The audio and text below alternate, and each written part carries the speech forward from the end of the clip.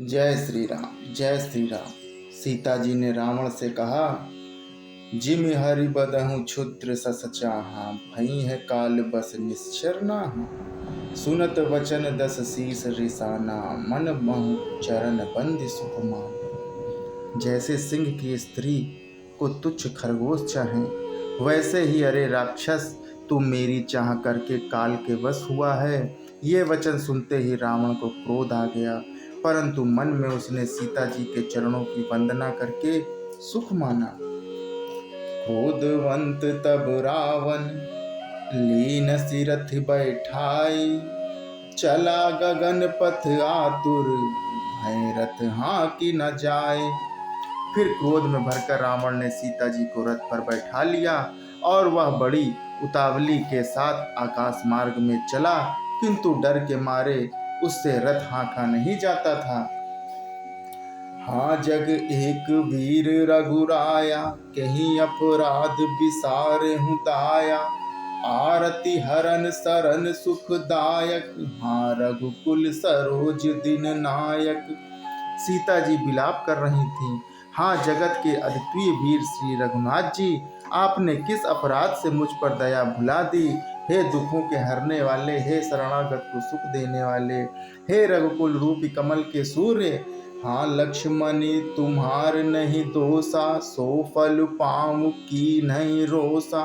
विविध विलाप करत भय देहि, भूरि कृपा प्रभु दूर सनेहि।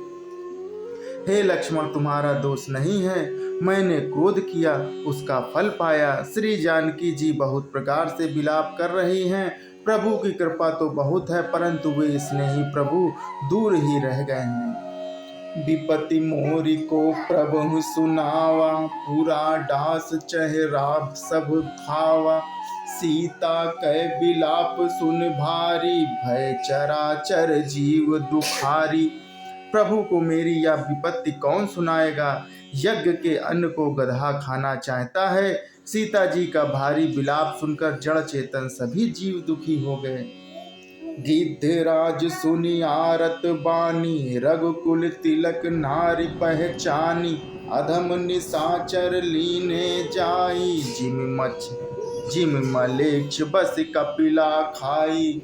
गिद्धराज जटायु ने सीता जी की दुख भरी वाणी सुनकर पहचान लिया कि वे रघुकुल तिलक श्री रामचंद्र जी की पत्नी हैं। उसने देखा कि नीच राक्षस इनको बुरी तरह लिए जा रहा है, जैसे कपिला गाय मलेच्छ के पाले पड़ गई हो।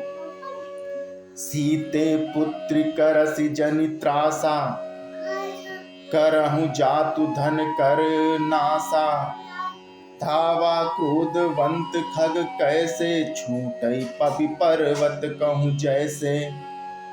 वह बोला, हे सीते पुत्री भय मत कर, मैं इस राक्षस का नाश करूंगा। यह कहकर वह पक्षी क्रोध में भरकर कैसे दौड़ा, जैसे पर्वत की ओर वज्र छूटता हो।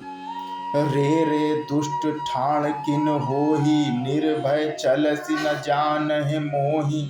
आवत देख कृतांत समाना, फिर दस कंधर कर अनुमाना। उसने ललकार के कहा कि रे दुष्ट, खड़ा क्यों नहीं होता, निडर होकर चल दिया, मुझे तूने नहीं जाना। उसको यमराज के समान आता हुआ देखकर रावण घूमकर मन में अनुमान करने लगा कि मैं नाक की खगपति होई, मम बल जान सहित पति सोई।